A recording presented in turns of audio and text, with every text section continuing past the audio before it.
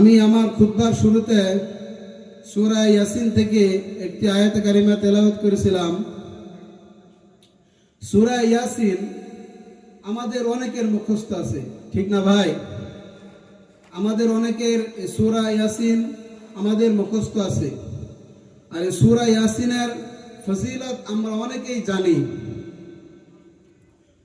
সূরা ইয়াসিন আল্লাহর নবী বলেছে প্রত্যেকটা মানুষের একটি কলব আছে। যত বস্তু আছে সমস্ত বস্তুর একটি কলব আছে, একটি হাড় আছে। ওটি যদি না থাকে সে মারা যাইবে। আল্লাহর নবী বলেন সূরা ইয়াসিন হলো কুরআনের কলব। সুবহানাল্লাহ। এই সূরা ইয়াসিন এর অনেক ফজিলত আমরা সবাই জানি। হিজরতের সময় হুজুর পাক সাল্লাল্লাহু আলাইহি ওয়াসাল্লাম যখন ঘর থেকে বাহির হবেন, তখন সামনে কাফেরেরা হুজুর সাল্লাল্লাহু আলাইহি ওয়াসাল্লামকে আটকাইয়া দিলেন ঘরের ভিতরে। তখন জিবরাইল আমিন আসিয়া আল্লাহর নবীর হাতে এক মুষ্টি মাটি দিলেন আর বললেন, হুজুর আপনি তেলাওয়াত করুন, ইয়াসিন ওয়াল কুরআনিল হাকীম ইন্নাকা লামিনাল মুরসালিন আলা সিরাতিন মুস্তাকিম তানজিলাল আজিজির রহিম। জিবরাইল আমিন বলেন, হুজুর আপনি এইভাবে সূরা ইয়াসিন তেলাওয়াত করে এই মাটির ভিতরে ফুঁক দিয়া মাটিগুলি ছিটায়া দেন, কাফেরদের চোখে পৌঁছায়া দিবে আল্লাহ রাব্বুল আলামিন। আমার নবী যখন সূরা ইয়াসিন থেকে তেলাওয়াত করে যখন মাটির ভিতরে ফু দিয়ে যখন মাটিগুলি যখন ছিটাইয়া দিল, সমস্ত কাফের তৎক্ষণাৎ অন্ধ হয়ে গেলেন। সুবহানাল্লাহ। আর আল্লাহর নবী ঘর থেকে বাহির হয়ে গেলেন। সূরা ইয়াসিন এর অনেক ফজিলত। আল্লাহর নবী আরো বলেন, যদি কোনো ব্যক্তি রাত্রে যদি সূরা ইয়াসিন যদি তেলাওয়াত করে, সূরা ইয়াসিন যদি তেলাওয়াত করে ঘুমাইয়া যায়, রাহমাতুল লিল আলামিন বলেন সকাল বেলায় ওই বান্দাকে আমার আল্লাহ নিষ্পাপ করে দেয়। সুবহানাল্লাহ। এই সূরা পড়ার দরকার আছে না নাই ভাই? শুধু তাই নয়, আল্লাহর নবী আরো বলেন সূরা ইয়াসিন যদি কেউ একবার পাঠ করে, সূরা ইয়াসিন যদি কেউ একবার তেলাওয়াত করে, আমার আল্লাহ রাব্বুল আলামিন তৎক্ষণাৎ তার আমলনামায় 10 পারা কোরআন তেলাওয়াতের সওয়াব দান করিয়া দেয়। সুবহানাল্লাহ। সূরা ইয়াসিন এত ফজিলতপূর্ণ একটি সূরা। আমি আমার খুতবার শুরুতে সূরা ইয়াসিন থেকে তেলাওয়াত করেছিলাম, ইয়াসিন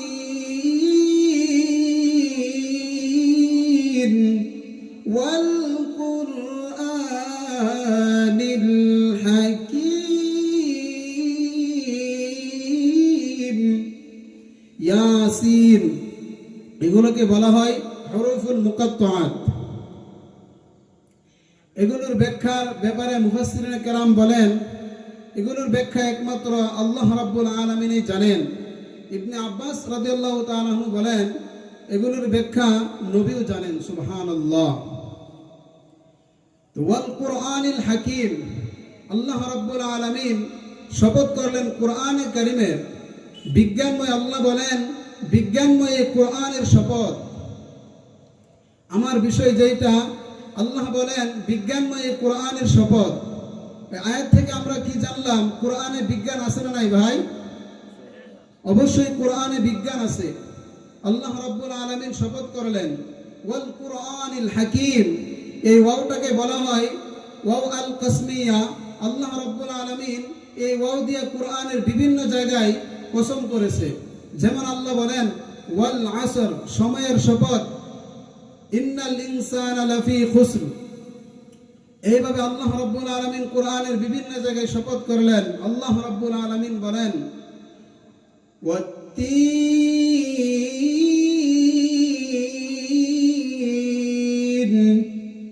ওয়াজ-যাইতুন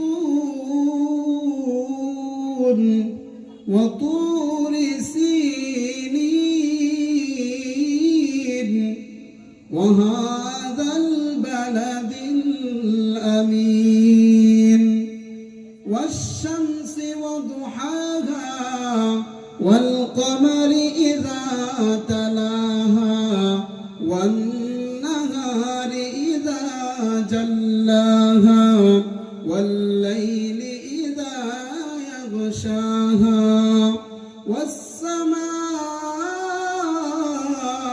والسماء وما بناها والأرض وما طحاها ونفس وما سواها فألهمها فجورها وتقواها আল্লাহ রাব্বুল আলামিন কোরআনের বিভিন্ন জায়গায় বিভিন্ন সূরার শুরুতে আমার আল্লাহ কসম করলেন। কেন আমার আল্লাহ কোরআনে কসম করেন রে ভাই? আমরাও তো কসম করি, ঠিক কিনা? আমরা কসম করি কেন? আমার কথাটাকে বিশ্বাসের সর্বোচ্চ মানদণ্ডে নেওয়ার জন্য আমরা কসম করি, শপথ করি। কিন্তু আমার আল্লাহর কথার ভিতরে কোনো ভুল আছে ভাই? জবাব দেন, আমার আল্লাহর কথার ভিতরে কোনো ভুল আছে ভাই? আল্লাহ রাব্বুল আলামিন কেন কসম করলেন, কেন শপথ করলেন? শুধু একটি সূরার ভিতরেই না, বিভিন্ন সূরার শুরুতে আল্লাহ শপথ করলেন। আমরাও শপথ করি, আল্লাহও শপথ করেন। কেন আল্লাহ রাব্বুল আলামিন শপথ করে জানার দরকার আছে কিনা ভাই? আল্লাহ রাব্বুল আলামিন শপথ করে বললেন ইয়াসিন ওয়াল কুরআনিল হাকীম। মুফাসসিরিনে কেরাম বলেন আল্লাহ কেন শপথ করেন? আল্লাহর কোরআনের ভিতরে কোনো ভুল নাই। আল্লাহ রাব্বুল আলামিন কোরআনুল কারীমের সূরা বাকারার শুরুতে আল্লাহ বলেন আলিফ লাম মিম যালিকাল কিতাবু লা রাইবা ফীহি হুদাল লিল মুত্তাকিন। সুবহানাল্লাহ। আল্লাহ রাব্বুল আলামিন বলেন যালিকাল কিতাব, আল্লাহ কোরআনের দিকে ইঙ্গিত দিয়ে বলেন এই কিতাবের ভিতরে কোনো ভুল তো দূরের কথা, আমার কিতাবের ভিতরে সন্দেহ নাই। আমরা জানি ভুল ধরার জন্য আগে সন্দেহ করতে হয়, সন্দেহ করিয়া তারপরে ভুল ধরে, ঠিক কিনা? কিন্তু আল্লাহ রাব্বুল আলামিন ভুল না বলে আল্লাহ বললেন এই কিতাবের ভিতরে ভুল তো দূরের কথা, কোনো সন্দেহই নাই। সুবহানাল্লাহ। আর এই কিতাব হলো মুত্তাকিনদের জন্য পথ প্রদর্শক। সুবহানাল্লাহ। শুধু তাই নয়, আল্লাহ রাব্বুল আলামিন বলেন যখন আল্লাহর নবীর উপরে কোরআনুল কারীম নাযিল হইল, কাফেররা এই কোরআনের ভিতরে সন্দেহ করত, বলতো মুহাম্মদ কি নিজে থেকে বানিয়ে বলে নাকি? আল্লাহ এই ব্যাপারে বলেন ওয়া ইন কুনতুম ফি রাইবিন মিম্মা নাযালনা আলা আবদিনা ফাতু বিসূরাতিন মিন মিসলি ওয়াদউ শুহাদাআকুম মিন দুনিল্লাহ ইন কুনতুম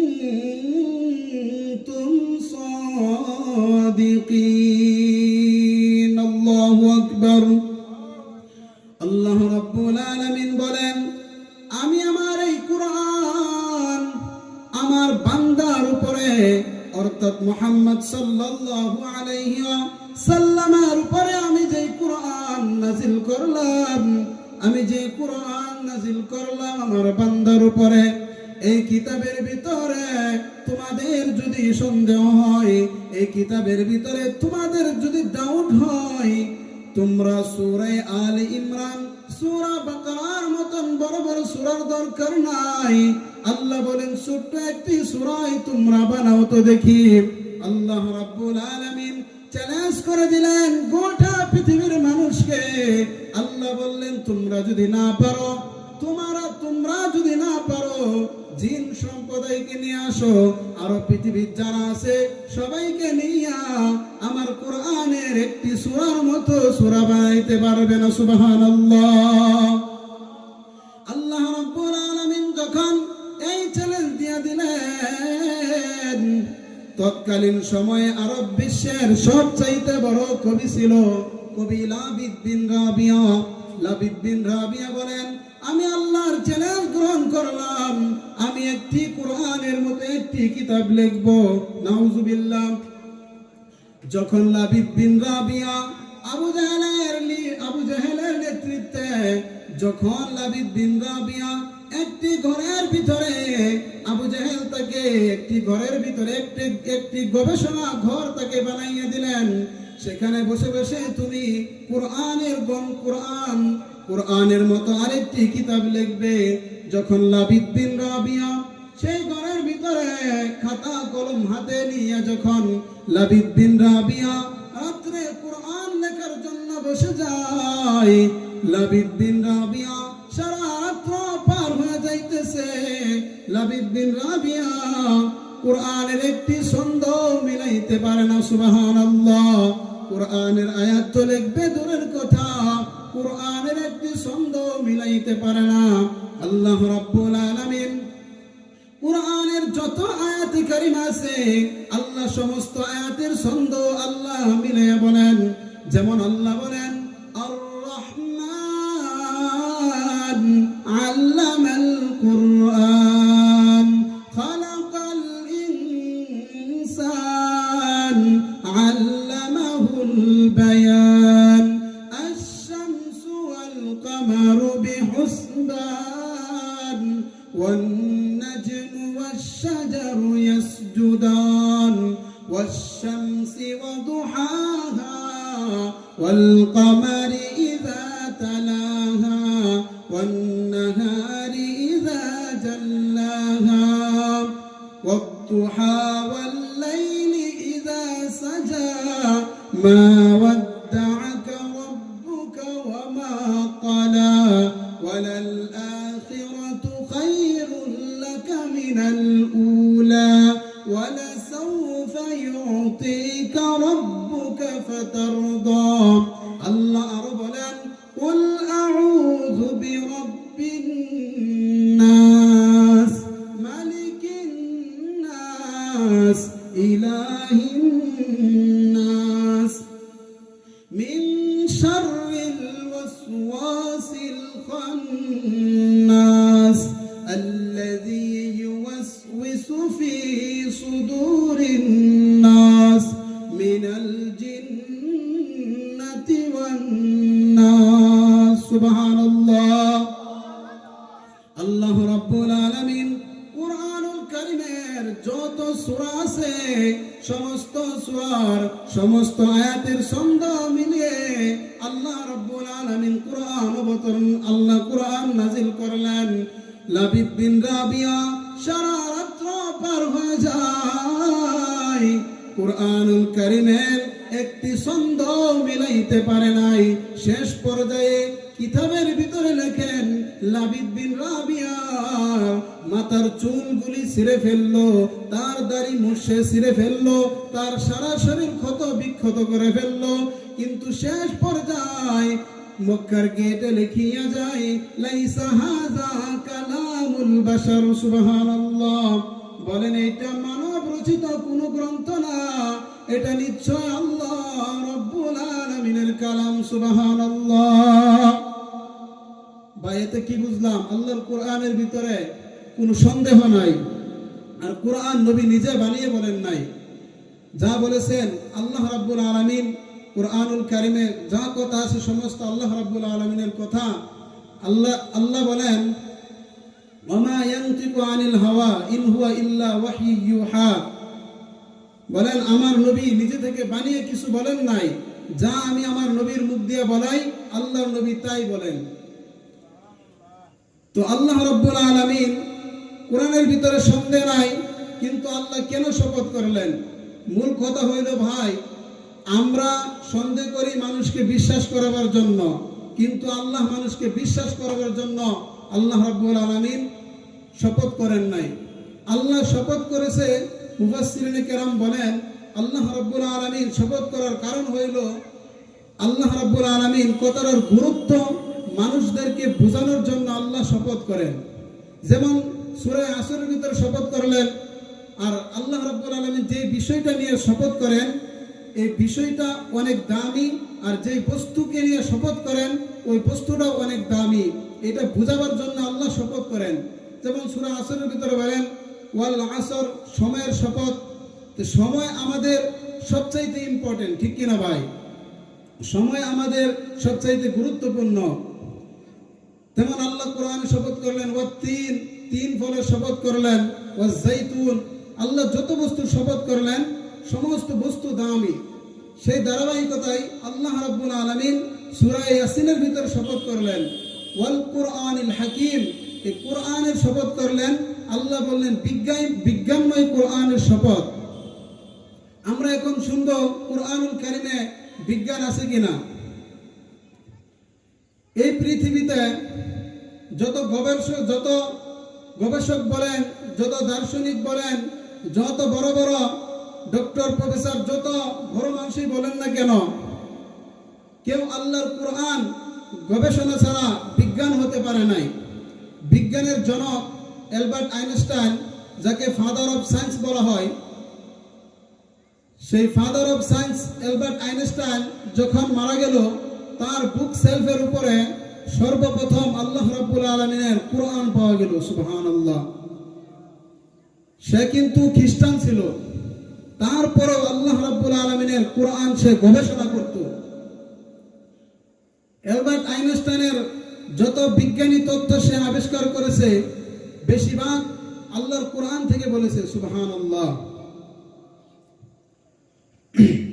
যেমন একটি তথ্য অ্যালবার্ট আইনস্টাইন আবিষ্কার করেছে যে স্থান ভিন্ন, সময়ও ভিন্ন। আল্লাহ রাব্বুল আলামিন এটা সূরাতুল মাআরিজের ভিতরে আল্লাহ বলেছে আরো ১৫০০ বছর আগে যে আখিরাতের এক দিন হবে দুনিয়ার ৫০,০০০ বছর।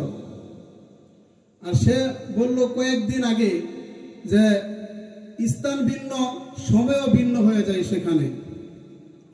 তেমন ভাবে আরেকজন বিজ্ঞানীর নাম আমরা জানি স্টিফেন হকিং। সে এই পৃথিবী কিভাবে তৈরি হলো সেটা নিয়ে সে গবেষণা করেছিল, যাকে বিজ্ঞানের ভাষায় বলা হয় বিগ ব্যাং থিওরি। ১০০ বছর আগে সে বিগ ব্যাং থিওরি নিয়ে গবেষণা করলো। গবেষণা করে দেখে পৃথিবী একটা সময় মানে একত্রিত অবস্থায় ছিল, একটি বিন্দু আকারে ছিল। তারপরে মহা একটি বিস্ফোরণে সেগুলি সেপারেট হয়ে গেল। সে ১০০ বছর আগে পৃথিবীর মানুষকে গবেষণা করে জানিয়েছে যে পৃথিবী একত্রিত অবস্থায় ছিল, আর সেটার নাম সে দিয়েছে বিগ ব্যাং থিওরি। সেই বিগ ব্যাং থিওরির ব্যাপারে আমরা প্রথমে আল্লাহর কোরআন থেকে শুনবো যে আল্লাহ রাব্বুল আলামিন বিগ ব্যাং থিওরি সম্পর্কে আল্লাহ কি বলেন, এই পৃথিবী কিভাবে সৃষ্টি হলো। আল্লাহ এই কথা সূরা আম্বিয়ার ৩০ নম্বর আয়াতে বলেন আওয়ালাম ইয়ারাল্লাযীনা কাফারু আন্নাস সামাওয়াতি ওয়াল আরদ আওয়ালাম ইয়ারাল্লাযীনা কাফারু আন্নাস সামাওয়াতি ওয়াল আরদ কানাতা রাতকান ففتقناهما وجعلنا من الماء كل شيء حي أفلا يؤمنون সুবহানাল্লাহ। রব্বুল আলামিন বলেন, আওয়ালাম ইয়ারাল্লাযীনা কাফারু, কিয়া কাফিরোं ने नहीं देखा, কাফেররা কি এই কথা গবেষণা করে দেখে না? অবিশ্বাসীরা, যারা আমি আল্লাহকে বিশ্বাস করে না, যারা কাফের, তারা কি গবেষণা করে দেখে না? তারা কি চিন্তা করে দেখে না? এই পৃথিবী একটা সময় একত্রিত অবস্থায় ছিল, আমি আল্লাহ সেইটাকে আলাদা করে দিলাম। সুবহানাল্লাহ। আল্লাহ রাব্বুল আলামিন আরো বলেন, ওয়াজআলনা মিনাল মাই কুল্লা শাইইন হাই আফালা ইউমিনুন। আল্লাহ রাব্বুল আলামিন বলেন, যত জীবন জাতীয় বস্তু আছে, যার ভিতরে জীবন আছে, এই সব বস্তুকে আমি আল্লাহ পানি থেকে বানাইলাম। সুবহানাল্লাহ। যত জুলজি বিজ্ঞান আছে, সমস্ত বিজ্ঞানীরা একমত, যে বস্তুর ভিতরে জীবন আছে সেই বস্তু তৈরি হতে পানির দরকার। সুবহানাল্লাহ। আল্লাহ বলেন, আফালা ইউমিনুন, তারপরেও কি ওই কাফেররা আমি আল্লাহকে বিশ্বাস করবে না, আমি আল্লাহর উপর ঈমান আনবে না? সুবহানাল্লাহ। শুধু তাই নয়, আল্লাহ রাব্বুল আলামিন এমন ভাবে পৃথিবীর গবেষকরা গবেষণা করে করে যা বাহির করে, আমার আল্লাহ কোরআনে তা বলে দিয়েছে আরো ১৫০০ বছর আগে। আমরা এখন জানতে পারলাম চন্দ্র দুইটা টুকরা। এই পৃথিবীতে চন্দ্র দুইটা টুকরা। বিজ্ঞান কিছুদিন আগে চাঁদের দেশে যাইয়া আমাদেরকে জানিয়েছে, কিন্তু আল্লাহ রাব্বুল আলামিন সূরা কামারের শুরুতে আল্লাহ বলেন, ইকতারাবাতিস সাআতু ওয়ানশাক্কাল কামার। সুবহানাল্লাহ। আল্লাহ বলেন, চন্দ্র দ্বিখণ্ডিত হয়েছে আর কিয়ামত খুবই কাছে চলে এসেছে। আল্লাহ রাব্বুল আলামিন এই পৃথিবীতে যত বিজ্ঞানীরা যত গবেষণা করুক না কেন, আল্লাহর কোরআন থেকে বেশি দূর আগাইতে পারবে না। চাঁদ কিভাবে দুই টুকরা হলো?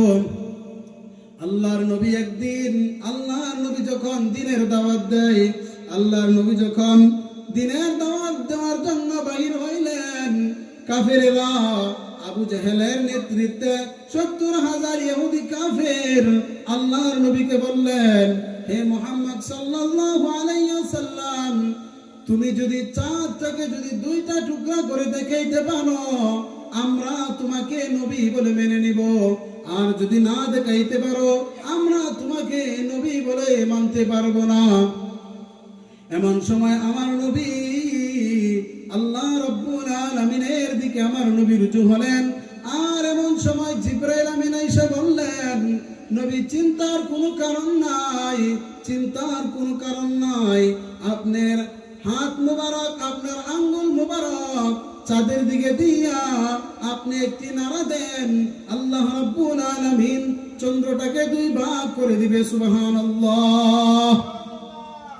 আমার নবী যখন চাঁদের দিকে আমার নবী ইঙ্গিত করে, যখন আমার নবী আঙ্গুল মোবারক নাড়া দিলেন, সঙ্গে সঙ্গে চাঁদ দুইটা টুকরা হয়ে যায়। সুবহানাল্লাহ।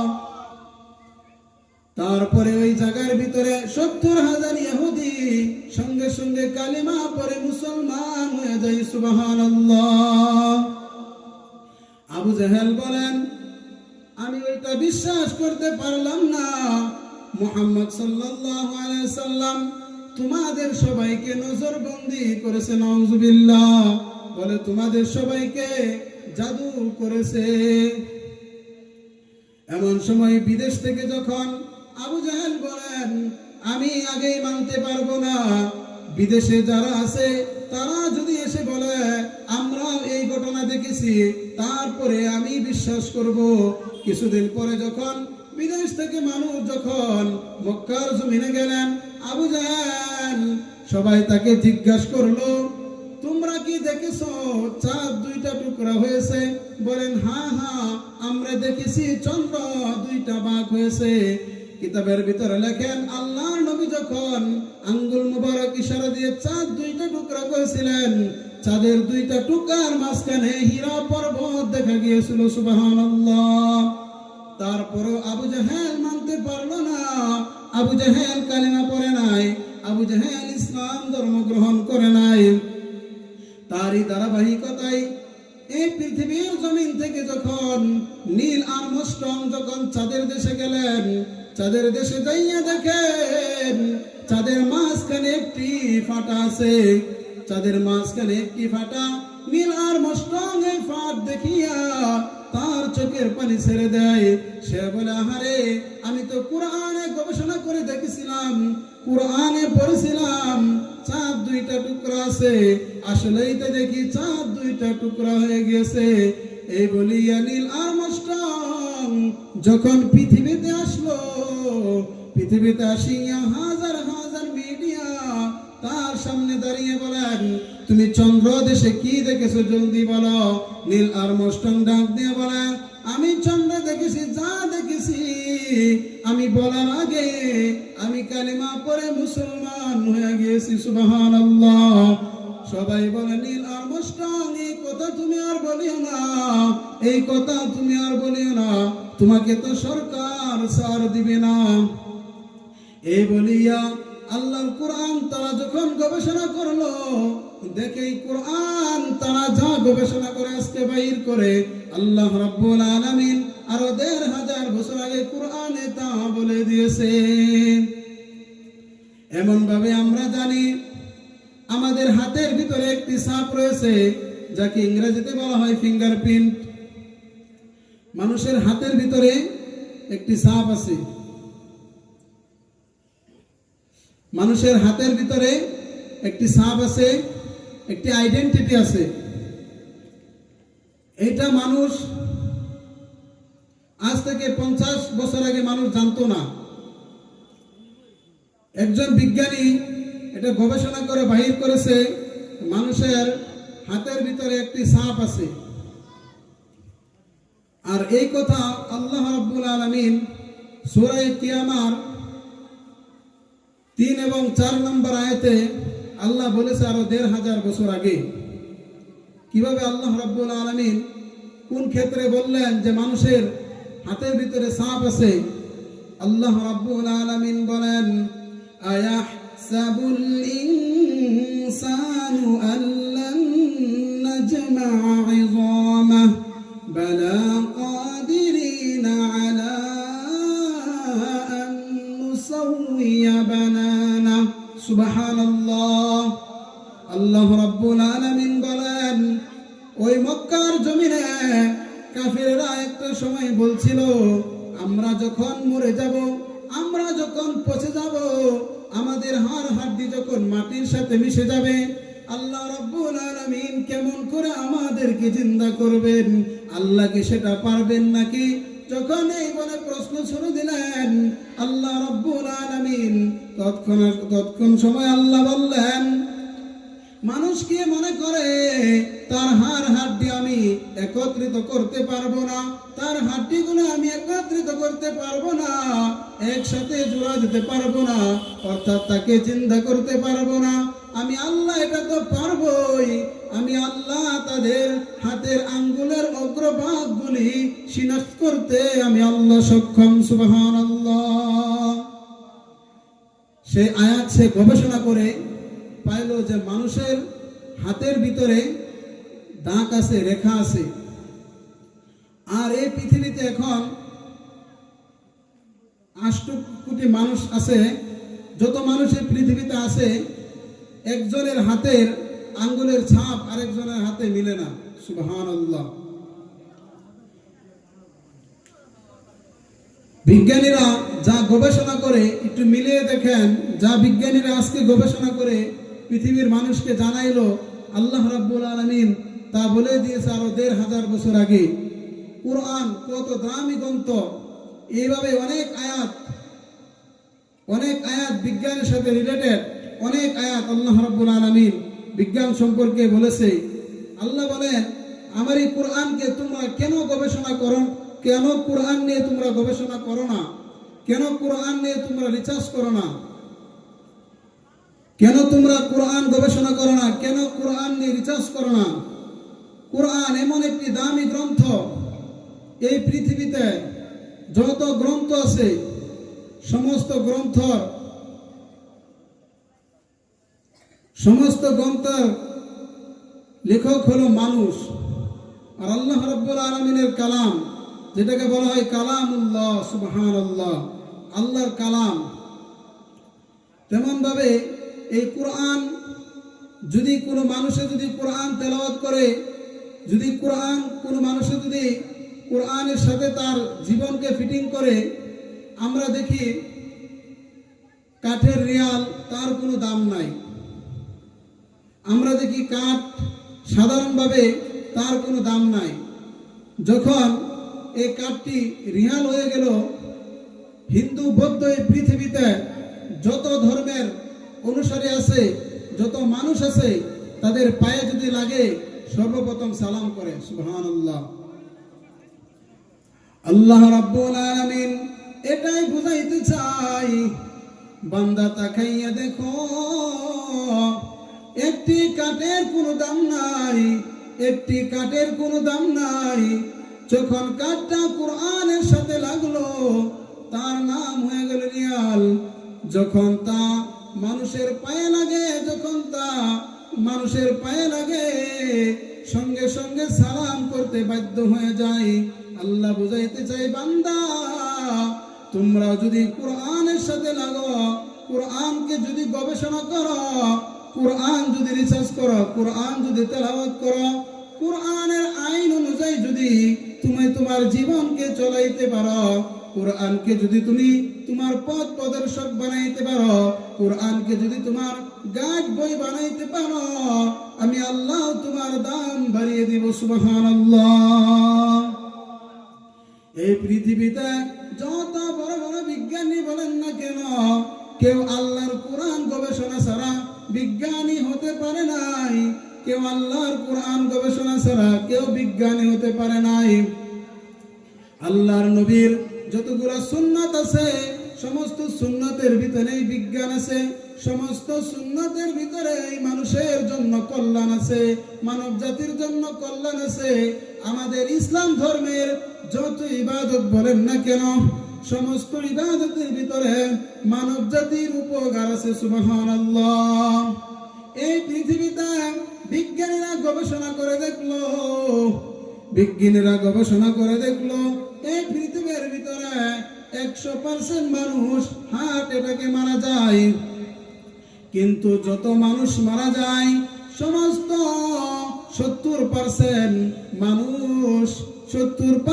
মানুষ কাফের বেঈমান ইহুদি মারা যায়, কিন্তু মুসলমান মাত্র 30% মারা যায়। গবেষণা করে দেখলো, কেন মুসলমান এত কম মারা যায় আর তাদের মানুষ কেন বেশি মারা যায়? গবেষণা করে দেখলো, মুসলমানের যে 5 টাইম যে নামাজ আদায় করে, সেই নামাজ আদায় করার জন্য তাদের হাড় সচল হয়ে যায়, সুবহানাল্লাহ। তাদের হাড়ের জোর বেড়ে যায়, সুবহানাল্লাহ। আর তারা তো নামাজ আদায় করে না, এজন্য তাদের হার্ট অ্যাটাকের ঝুঁকি বেশি। এমন ভাবে তারা বলেন, তোমরা এখন যদি আমরা নামাজ যদি নাও পড়ি, আমরা যদি আল্লাহর উপরে ঈমান নাও আনি, তারপরেও আমরা 5 টাইম এভাবে মুসলমানের মতন ব্যায়াম করব। শুধু তাই নয়, আল্লাহর নবীর যত সুন্নাত আছে, সমস্ত সুন্নতের ভিতরে বিজ্ঞান আছে, সমস্ত সুন্নতের ভিতরে মানব জাতির কল্যাণ আছে।